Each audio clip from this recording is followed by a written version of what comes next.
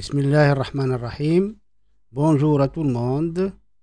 À la suite des vidéos précédentes qui concernent le chapitre de la continuité d'une fonction, j'ai ajouté cette vidéo dans laquelle je vais parler d'une fonction qui dépend de la fonction partie entière. Il y a des questions autres que ces questions qui sont écrites là, que vous allez voir dans la page suivante. Donc, il s'agit de parler de la bijection, il s'agit d'étudier la continuité en un point, il s'agit d'étudier la continuité sur un intervalle, et ainsi de suite.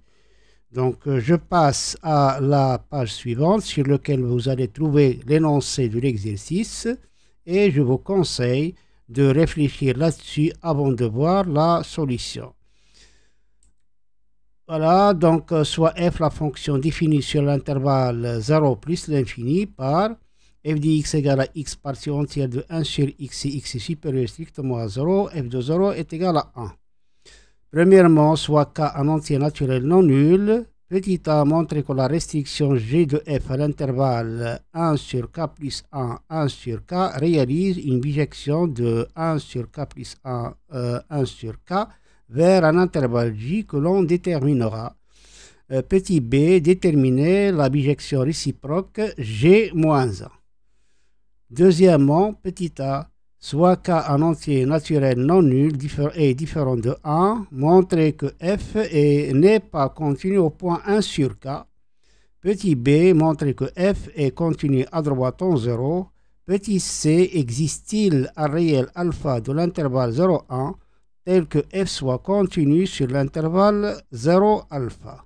Petit d, donner une interprétation graphique de ce résultat, du dernier résultat. Donc je commence par la première question.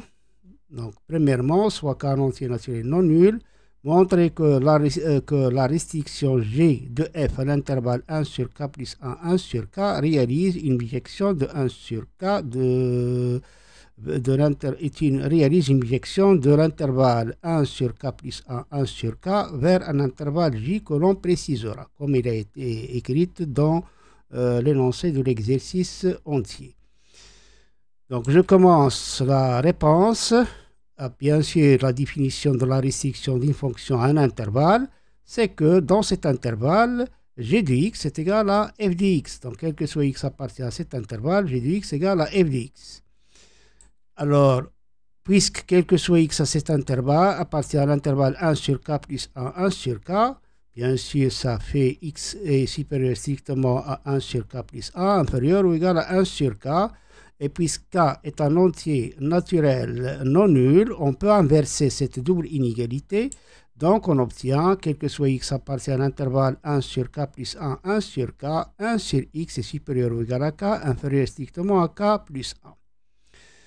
Donc, quel que soit x appartient à cet intervalle, puisque ce nombre réel est compris largement entre k et k plus 1, alors sa partie entière est égale à k.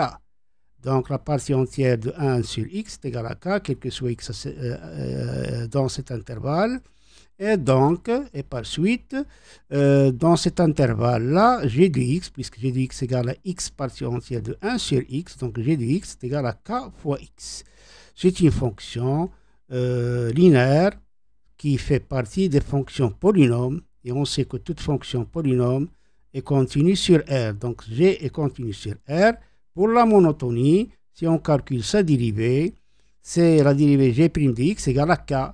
Et puisque k c'est un entier naturel non nul, donc il est supérieur strictement à 0, c'est-à-dire que g' de x est positif. Et par suite, la fonction g est continue et strictement croissante sur l'intervalle 1 sur k plus 1, 1 sur k.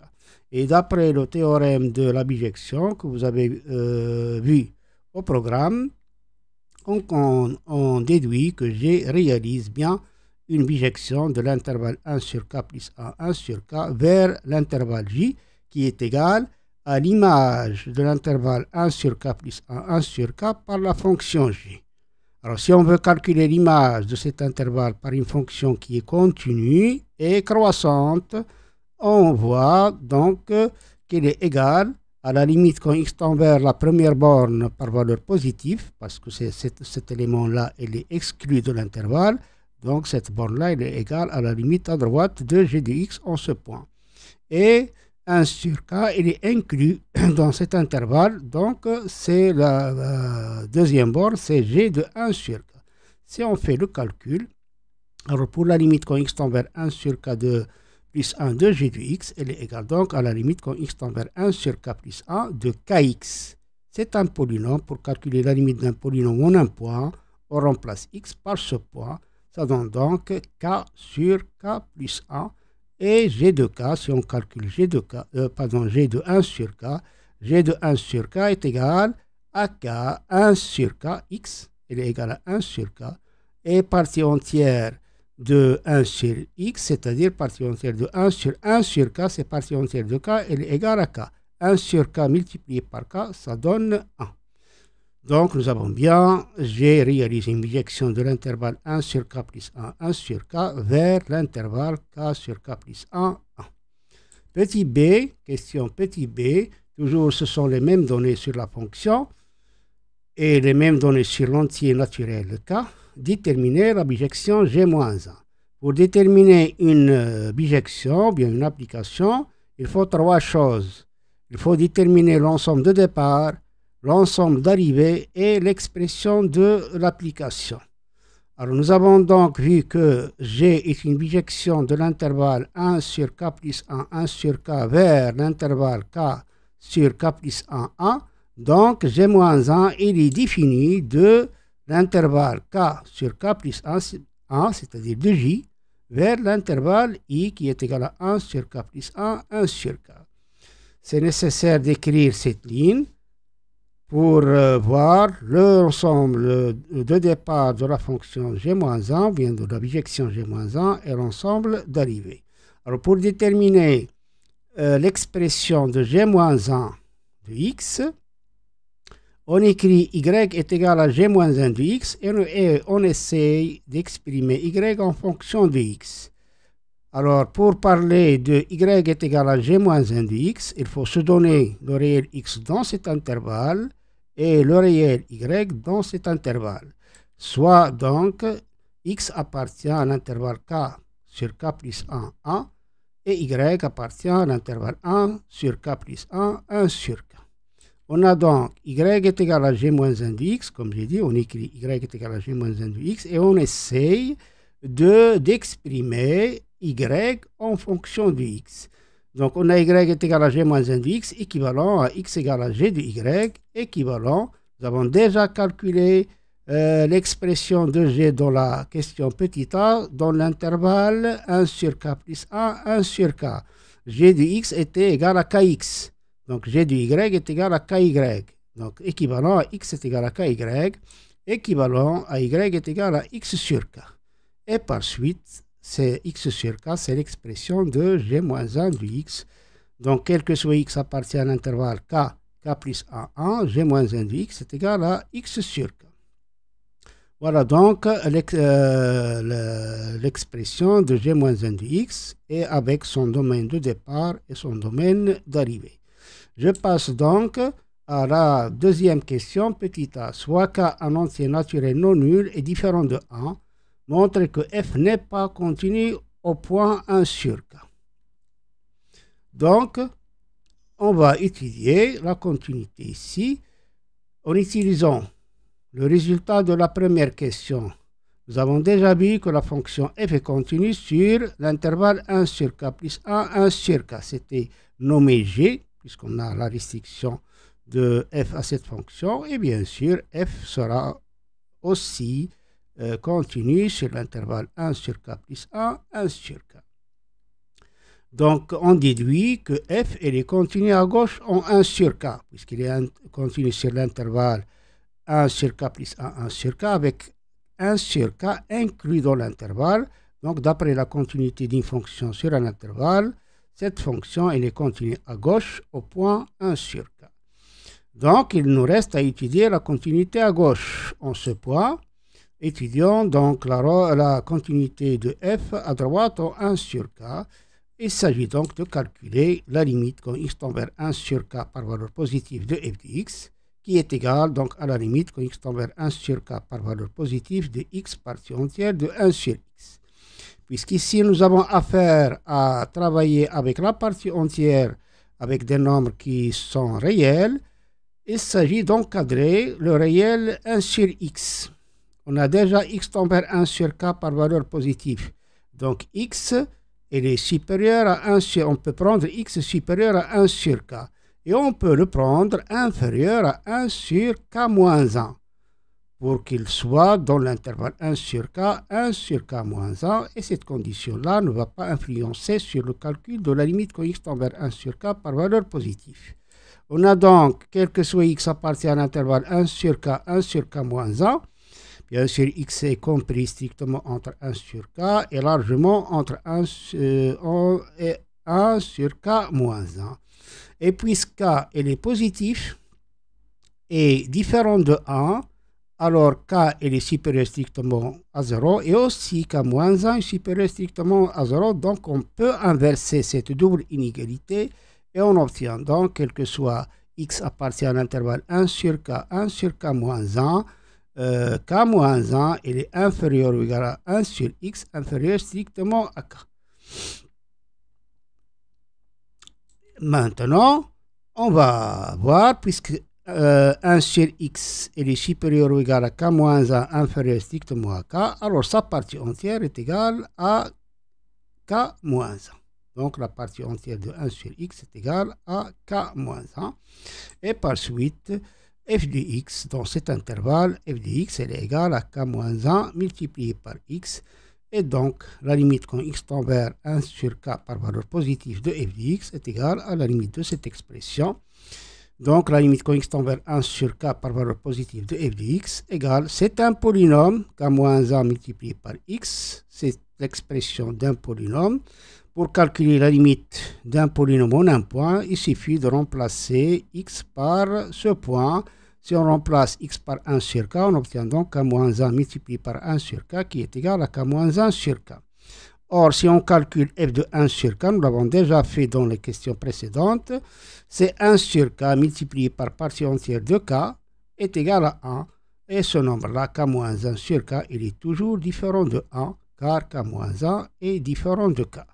Et par suite, la limite à droite de f de x au point 1 sur k, elle est différente de l'image, est différente de 1 sur k. Donc, la fonction f n'est pas continue à droite au point 1 sur k. Et par conséquence, elle n'est pas continue au point 1 sur k. Pour qu'une fonction soit continue en un point A, il suffit qu'il soit continu à droite et à gauche en ce point. Puisque la fonction n'est pas continue à droite, alors il n'est pas continu en ce point. Je passe donc à la question qui suit. La deuxième question, petit b, montre que f est continu à droite en 0. Alors pour cela, donc si on fait le calcul direct, bien sûr on doit calculer la limite quand x tend vers 0 plus de f de x. La limite quand x tend vers 0 plus de f de x. Alors si on fait le calcul direct, on obtient donc la limite quand x tend vers 0 plus de x fois partie entière de 1 sur x. Or, quand x tend vers 0 plus, 1 sur x, elle tend vers plus l'infini. Sa partie entière aussi, elle tend vers plus l'infini. Donc, on obtient ici une forme indéterminée, 0 multiplié par plus l'infini. Donc, pour calculer cette limite, puisque l'expression qui est à l'intérieur de la partie entière tend vers l'infini, donc la méthode adéquate pour calculer cette limite, c'est l'encadrement de partie entière de 1 sur x. On sait que la partie entière d'un nombre réel t, elle est toujours supérieure strictement à t moins 1, inférieur ou égal à t.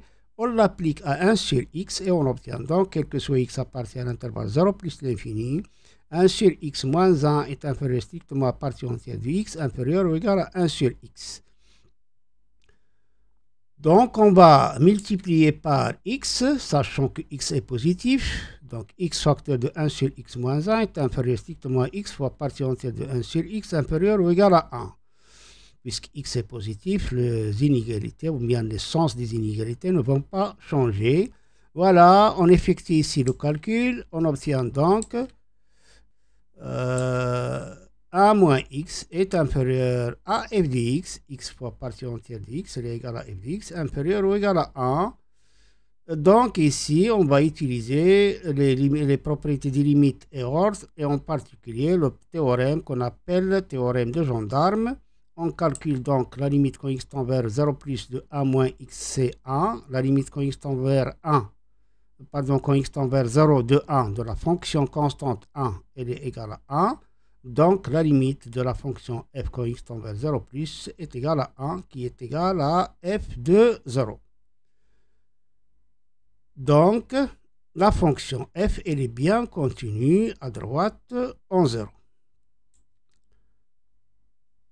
Voilà, donc je passe à la question qui suit. Deuxièmement, petit c, existe-t-il un réel alpha de l'intervalle 0,1 tel que f soit continu sur l'intervalle 0 alpha? Alors, cette question-là, elle a un grand intérêt pour faire dissiper une imagination qui beaucoup d'élèves l'ont, c'est que si f est continu à droite en un point, alors, et en particulier en 0, si f est continu à droite en 0, alors il existe un petit intervalle à droite dans 0 sur lequel la fonction f est continue. Et cette imagination vient du fait qu'on utilise les courbes pour approcher la notion de continuité pour les élèves. Ce qu'il faut, on va voir, après avoir fait la solution, on va voir qu'il n'existe aucun réel alpha sur lequel la fonction f, ou bien pour lequel la fonction f est continue sur l'intervalle 0 alpha. Donc on commence la solution, soit alpha appartient à l'intervalle 0,1. Alors, on sait que f n'est pas continu au point 1 sur k pour tout entier k non nul et différent de 1, d'après la question précédente. Donc, si on peut trouver un réel 1 sur k qui appartient à l'intervalle 0 alpha, en se donnant alpha quelconque dans l'intervalle 0,1, on va pouvoir affirmer que la fonction n'est pas continue sur cet intervalle parce qu'il n'est pas continu au point 1 sur k. Alors, j'écris cette phrase: s'il existe un entier k non nul et différent de 1, tel que 1 sur k appartient à l'intervalle 0 alpha, la fonction f ne sera pas continue sur l'intervalle 0 alpha. Maintenant, on va essayer de trouver un entier naturel k qui est différent de 0 et différent de 1, tel que 1 sur k appartient à l'intervalle 0 alpha. Pour que cet élément appartient à l'intervalle 0 alpha, sachant qu'il est positif, parce que k il est entier naturel, non nul et différent de 1, donc il suffit que 1 sur k soit inférieur strictement à alpha. On va analyser donc cette condition. On a 1 sur k appartient à l'intervalle 0 alpha équivalent à 1 sur k inférieur strictement à alpha, puisque les termes de cette inégalité sont tous positifs, on peut inverser et on obtient donc équivalent à 1 sur alpha inférieur strictement à k. Et ça c'est vrai, quel que soit k, un entier naturel, non nul et différent de 1. Donc on va chercher, est-ce qu'il existe un entier naturel, k, qui est différent de 0 et différent de 1, tel que k est supérieur à 1 sur alpha. Bien sûr, on connaît la relation partie entière d'un nombre t, il est toujours supérieur strictement à t moins 1.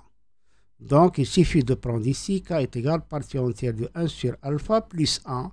En prenant donc, il suffit de prendre k est égal partie entière de 1 sur alpha plus 1, car la partie entière de 1 sur alpha, il est toujours supérieur strictement à 1 sur alpha moins 1, et par suite 1 sur alpha, il sera inférieur strictement à partie entière de 1 sur alpha plus 1. Voilà, donc maintenant il s'agit de vérifier bien que k il est différent de 0 et différent de 1. Si k est égal à 0, on aurait 1 sur partie entière de 1 sur alpha est égal à moins 1. Or, 1 sur alpha, il est positif. Donc, sa partie entière, il est positive. Et par suite, k ne peut pas être égal à moins 1. Parce que la partie entière de 1 sur alpha ne peut pas être égale à moins 1. Si on suppose que k est égal à 1, on doit avoir donc partie entière de 1 sur alpha plus 1 est égal à 1. C'est-à-dire partie entière de 1 sur alpha est égal à 0. Or, alpha il est inférieur strictement à 1. Donc 1 sur alpha il est supérieur strictement à 1. Donc sa partie entière elle est supérieure ou égale à 1. Elle est supérieure ou égale à 1. Donc il ne peut pas être égal à 0. Et par suite, k ne peut pas être égal à 1. On a bien k différent de 0 et k différent de 1. Et bien sûr, 1 sur k il appartient bien à l'intervalle 0 plus l'infini pour la valeur de k égale à partie entière de 1 sur alpha plus 1. Donc nous avons démontré que si on prend un réel alpha quelconque dans l'intervalle 0,1, on peut toujours trouver un entier naturel non nul et différent de 1 tel que 1 sur alpha soit inférieur strictement à k, c'est-à-dire 1 sur k appartient à l'intervalle 0 alpha. D'où, quel que soit alpha appartient à l'intervalle 0,1, il existe un entier k appartenant à n étoile moins le singleton 1 tel que 1 sur k appartient à l'intervalle 0 alpha. Et puisque la fonction f n'est pas continue au point 1 sur k, il ne sera pas continu sur l'intervalle 0 alpha d'après la définition de la continuité sur un intervalle ouvert. F est continu sur un intervalle ouvert, ça signifie qu'il est continu en tout point de cet intervalle. S'il existe au moins un élément en lequel la fonction n'est pas continue, alors la fonction n'est pas continue sur l'intervalle considéré. Donc, et puisque la fonction f n'est pas continue au point 1 sur k, alors f ne l'est pas sur l'intervalle 0 alpha. Et par suite, il n'existe aucun réel alpha de l'intervalle 0,1 tel que f soit continu sur l'intervalle 0 alpha. J'ai ajouté la question petit d. Donc, c'est l'interprétation graphique du dernier résultat que nous avons obtenu. Donc, sur un voisinage de 0 de la forme 0 alpha, la fonction n'est pas continue sur cet intervalle. Malgré que si on prend alpha aussi petit qu'on veut, donc la fonction f ne sera pas continue sur l'intervalle 0 alpha. Et par suite, malgré que f soit et continue à droite en 0, il n'existe aucun intervalle de 0 sur lequel f est continu. Donc, on ne peut pas tracer la courbe représentative de la fonction f au voisinage de 0.